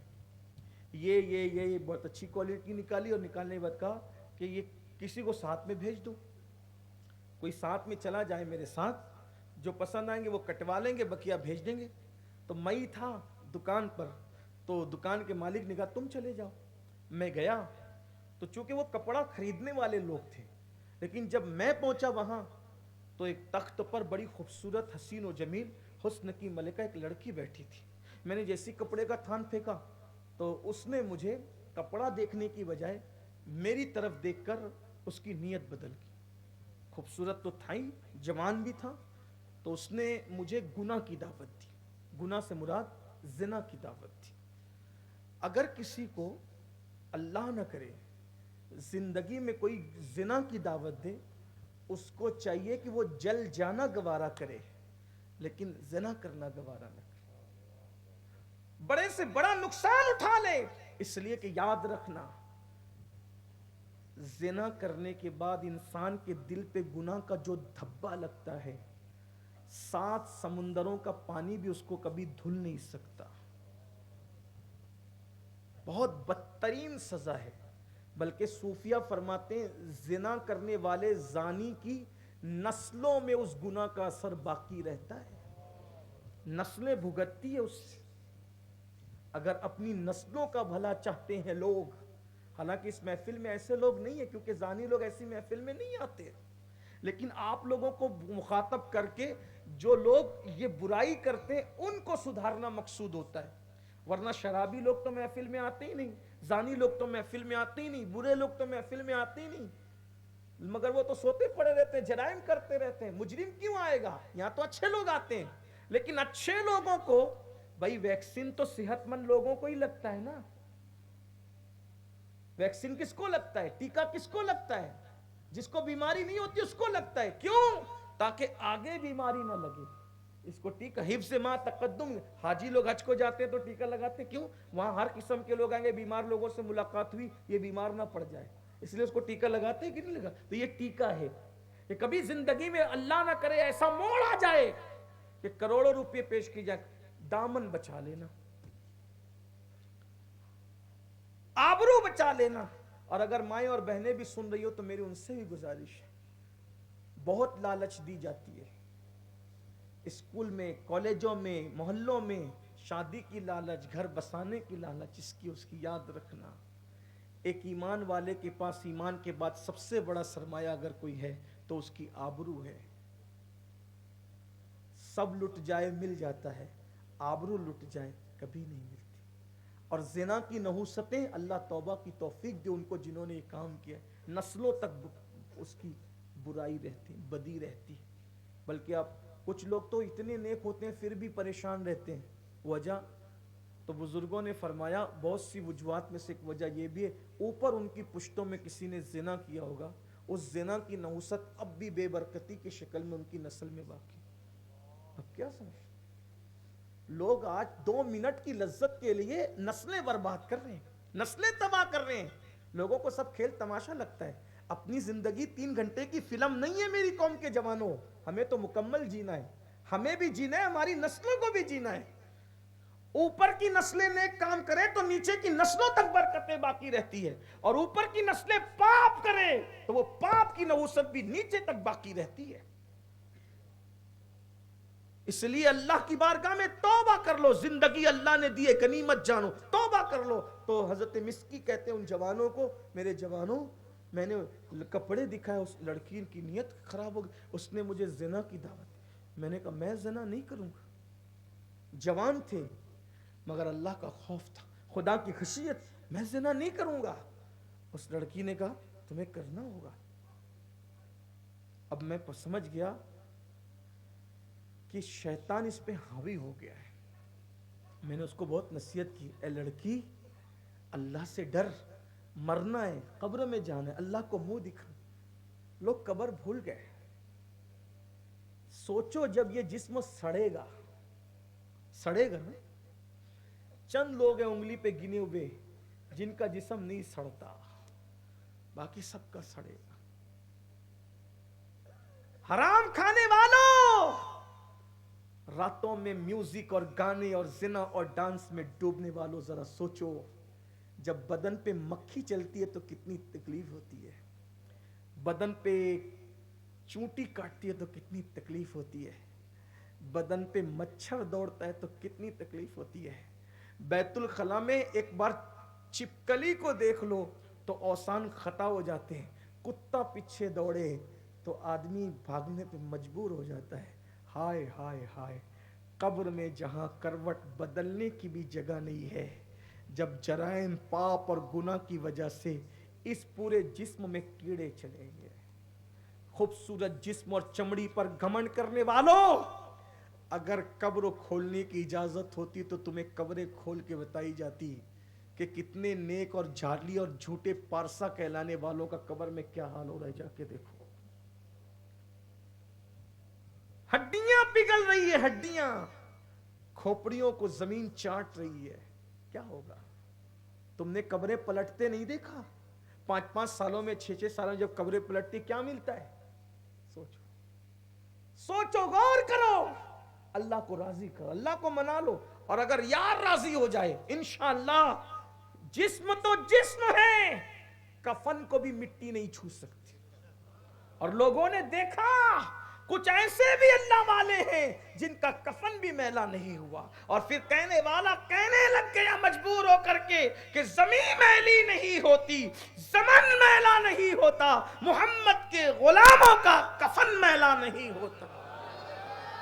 جب ہم سنتے ہیں نا کہ محمد صلی اللہ علیہ وسلم ان کے غلاموں کا کفن میلا نہیں ہوتا تو ہم کیا سمجھتے ہیں پتہ ہے؟ میں تو حضور کا غلام ہوں، میرا بھی کفن میلا نہیں ہوگا، ہڈیاں بھی پسے گی۔ ہم محمد رسول اللہ کے غلام ہیں، اللہ کرے غلام ہو، جو پیا من بھائے وہی سہاگن کہلائے۔ ہم ان کے غلام ہیں، کس کے غلام ہو پتہ ہے؟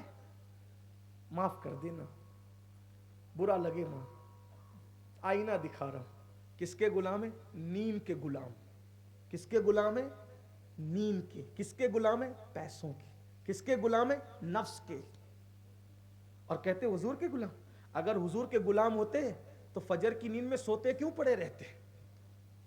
غلامی تو نیند کی ہے نا، حضور کی غلامی اگر ہوتی تو خیال آتا میری نیند سے زیادہ مصطفیٰ جان رحمت کی آنکھوں کی ٹھنڈک اہم ہے۔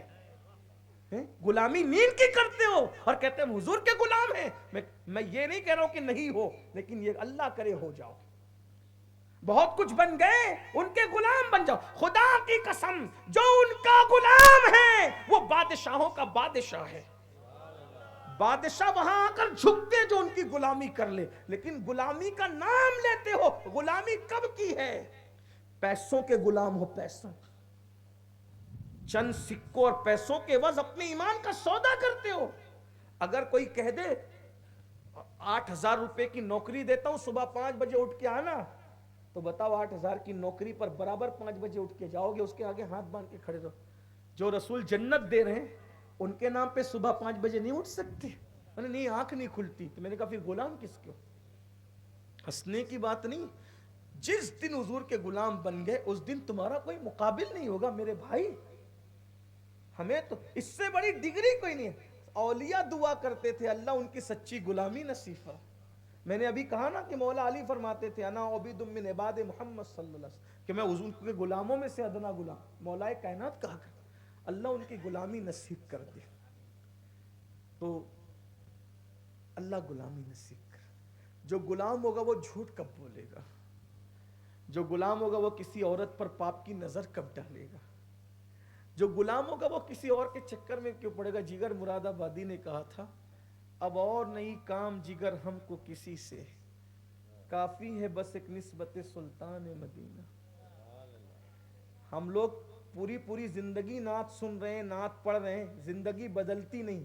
وہ جگر بھی کیسا جگر تھا، ایک نعت نے جگر کی پوری زندگی بدل دی۔ نعت کیا چیز، نعت کیا چیز ہے؟ ایک نعت نے جگر مراد آبادی کی پوری زندگی بدل گئی۔ جگر سے بڑا پیکڑ کوئی نہیں تھا مراد آباد میں، جگر سے بڑا شرابی کوئی نہیں تھا، صرف ایک نعت نے جگر کی زندگی بدلی ہے، ایک نعت نے۔ یہاں تو نعتیں سن کے جاتے ہیں پھر پاپ کرتے ہیں۔ نعتیں سن کے جاتے ہیں پھر برائیاں کرتے ہیں، بلکہ جس موبائل کی اسکرین پر نعت سنتے ہیں اسی موبائل کی اسکرین پر زنا کا منظر دیکھتے ہیں۔ غیرت نہیں آتی؟ جگر مراد آبادی کی ایک نعت سے پوری زندگی بدلی۔ میں تو بات ختم کر رہا تھا، لیکن اگر آپ منع بھی کر دیں تو میں جگر کو پیش کرتا ہوں وہاں پر۔ جگر بہت بڑا شاعر ہے، بہت بڑا، غزل کا بڑا شاعر ہے جگر مراد آبادی۔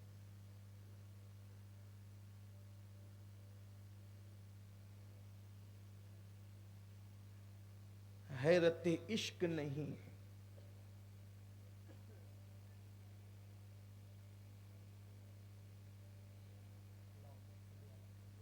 جگر بڑا شاعر، ایسی مفکرانہ باتیں غزل میں کہہ گیا جو اوروں کے کم ملتی ہے۔ کہتے ہیں محو تسبیح ہی تو سب ہے مگر ادراک کہاں، محو تسبیح ہی تو سب ہے مگر ادراک کہاں، زندگی خود ہی عبادت ہے مگر ہوش نہیں۔ مل کے جس دن سے گیا ہے کوئی ایک بار جگر، مل کے جس دن سے گیا ہے کوئی ایک بار جگر، آج تک ہوش نہیں، ہوش نہیں، ہوش نہیں۔ مل کے جس دن سے گیا ہے کوئی ایک بار جگر، مجھ کو یوں لگتا ہے جیسے میرا آگوش نہیں۔ بہت بڑی بڑی باتیں کہی ہے، بڑا شاعر تھا۔ اجمیر شریف میں عرس تھا، عرس آج بھی ہوتا ہے، غریب نواز بھی بہت جاتے ہیں لوگ، بدل کے نہیں آتے، بلکہ اب اس کو دو چیزیں ایڈ کر لیں، ایک غریب نواز کی چوکھٹ اور ایک نعت شریف۔ کچھ لوگ کہتے ہیں ہمارے چھٹی جاتے ہیں، اور چھٹی جاتے ہیں گانے سنتے جاتے ہیں، گانے سنتے آتے ہیں۔ غریب نواز کا کیا قصور ہے؟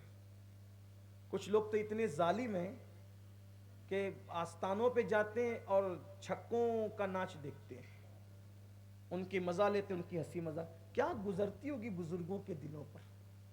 بہرحال اجمیر شریف میں عرس تھا، مشاعرہ ہوتا تھا، چونکہ مختلف پروگرام ہوتے، 6 دن مسلسل پروگرام، بلکہ اب 9 دن پروگرام چلتے، تو ہر دور میں رہا۔ تو میرے خواجہ کی چوکھٹ پہ مشاعرہ تھا عرس میں، جو درگاہ کمیٹی کے یا جو ذمہ داران تھے انہوں نے سوچا کہ ہندوستان کے بڑے بڑے شاعروں کو بلانا ہے، تو کسی نے نام پیش کر دیا یار ہر سال اتنے بڑے بڑے شاعر بلاتے ہیں، ایک بار ذرا جگر کو ہی بلا لیں، بڑا شاعر ہے جگر۔ تو کسی نے کہا نہیں نہیں وہ شراب پیتا ہے نا اس لیے اس کو نہیں بلائے، وہ شراب پیتا ہے مگر اس کو بھی تو ذکر رسول کرنے کا حق ہے نا۔ لیکن کہنے والوں نے کہہ دیا اس کو نہیں بلانا، بحث چلتی رہی کہ ایک کام کرو دعوت نامہ دے دو، چلو دیکھتے ہیں۔ جگر کے گھر پر اجمیر شریف سے عرس کا دعوت نامہ آیا کہ عرس کی تقریب میں جو ہر سال مشاعرہ ہوتا ہے وہ مشاعرہ ہوگا، اس لیے تمہیں آنا ہے۔ جگر نے وہ دعوت نامہ پڑھا، رو پڑے۔ شرابی تھا، بے غیرت نہیں تھا، شرابی تھا، بے غیرت نہیں تھا۔ ہماری طرح ہم لوگ بہت نیک بنتے ہیں لیکن ہے بے غیرت۔ سوچو یہ احساس تھا اس کا۔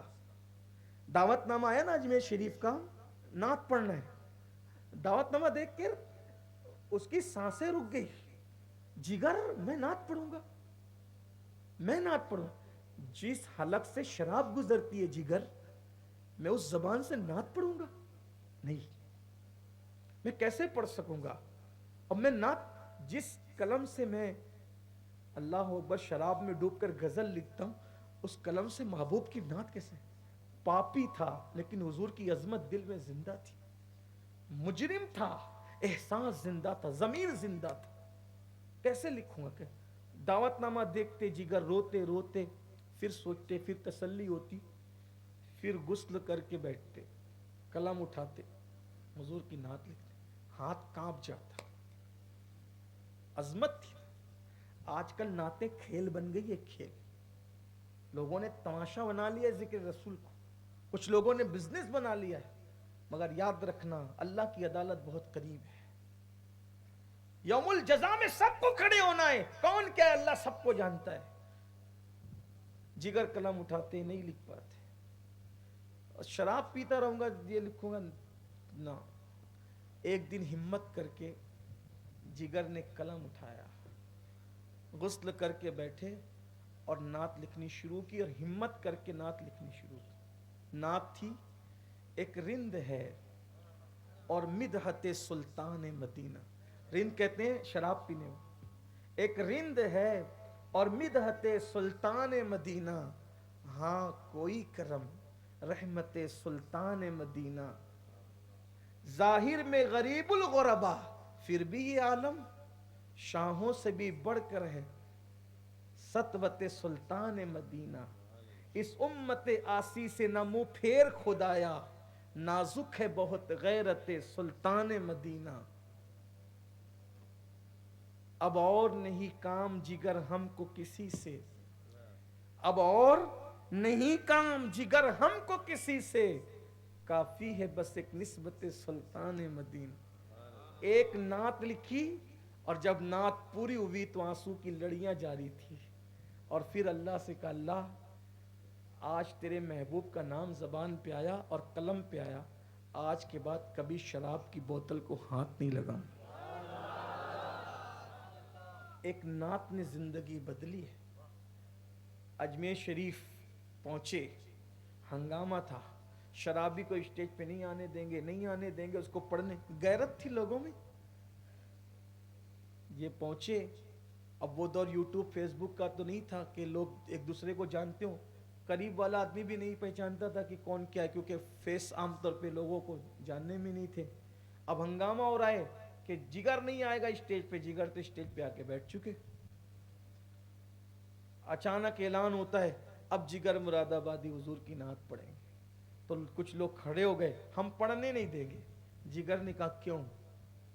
اس لیے کہ تم شرابی ہو. کہا جس وقت نعت پوری ہوئی تھی اسی نعت کی برکت سے اللہ نے مجھے توبہ کی توفیق عطا. ایک نعت نے زندگی بدلی. غریب نواز کی چوکھٹ پر آنے کے تصور نے زندگی بدلی. کوئی بدلنا چاہے تو قدرت اس کے لیے راہیں پیدا کرتی. بات ختم کرتے ہیں. تو حضرت مسکی نے فرمایا ان جوانوں سے, جب اس لڑکی نے مجھے زنا کی دعوت دی, میں سوچنے لگا کہ بچوں کیسے. میں نے فوراً خیال آیا کہ ابھی تو کوئی ذہن میں پلان نہیں ہے بچنے کا, کچھ مہلت لے لیتے. میں نے کہا مجھے پیشاب آئی, استنجا لگی ہے, میں استنجا کے لیے جا سکتا ہوں؟ تو اس لڑکی نے کنیزوں کو آواز دی کہ اپنے آقا کو لے جاؤ اور اوپر استنجا کراؤ, نیچے مت کرانا بھاگ نہ جائے. اوپر گیا. وہ کہتے ہیں مسکی میں اوپر گیا, بیت الخلاء میں گیا, تو اللہ میں کیسے بچوں کیسے بچوں. مجھے سوچ میں آیا ایک کام کرتے ہیں, جو یہاں پر پاخانے کی گندگی پڑی ہے اس کو منہ پہ مل لیا, بدن پہ مل لیا, اور سوچا پاخانے کی گندگی تو پانی سے دھل جائے گی, مگر زنا کی گندگی کو 7 سمندر کا پانی بھی نہیں دھل سکتا. جب یہ گندگی لگا کر باہر آئے, مسکی کہتے ہیں, اور میں نے آنکھیں بڑی کی تو انہوں نے چلانا شروع کیا پاگل پاگل, اور جلدی سے مجھے ٹاٹ میں لپیٹ کر ایک باغ میں پھینک دیا. جب مجھے یقین ہو گیا کہ وہ ساری لڑکیاں پھینک کر چلی گئی, میں اٹھا, پورا بدن دھویا, گھر پہ آیا, غسل کیا. اتنی خوشی تھی, آج اللہ تو نے کتنے بڑے گناہ سے مجھے بچا لیا, شکرانے پڑھے. آنکھ میں خوشی کے آنسو تھے, رو رہا تھا. آنکھ لگی, دیکھا ایک خوبصورت جوان آیا ہے, اور وہ کہتا ہے کہ اے جوان تیرا واقعہ حضرت یوسف سے کتنا مشابہت رکھتا ہے نا, حضرت یوسف سے تیرا واقعہ کتنی مشابہت رکھتا ہے. ان کو برائی کی دعوت دی, وہ بھاگے, تجھے برائی کی دعوت دی, ان کے صدقے میں تو بھی بھاگا, اور تو نے اپنے پورے بدن پہ گندگی مل لی. اللہ کو تیری ادا پسند آئی, تو نے بدبو ملی نا زنا سے بچنے کے لیے. اللہ چاہتا ہے کہ اب تجھے خوشبو دے, ادھر آ, میں تجھ سے مصافحہ کروں. اس جوان نے مجھ سے مصافحہ کیا تو میرے ہاتھ مہکے, چہرے پہ ہاتھ پھیرا تو چہرہ مہکا, بدن پہ ہاتھ پھیرا تو بدن مہکا, اور میں خواب میں مہکا. میں نے پوچھا بزرگ آپ کون ہیں؟ مجھے مہکانے آ گئے. کہا میں جبریل ہوں, اللہ نے مجھے بھیجا ہے تجھے مہکانے کے لیے. کہا جب خواب سے میری آنکھ کھلی, میرا گھر مہک رہا تھا. اس دن کے بعد سے لے کے آج تک میں مہک رہا ہوں. ایک گناہ سے بچنے کے لیے میں نے گندگی ملی, اللہ نے مجھے کپڑے بھی مہکائے, جسم بھی مہکائے, جدھر جاتا ہوں مہک ہی مہک ہے. امام یافعی کہتے ہیں جب تک زندہ رہے جسم مہکتا رہا, مر گئے تو کفن بھی مہکا, دفن کر دیے گئے تو ان کی قبر بھی مہکتی رہی.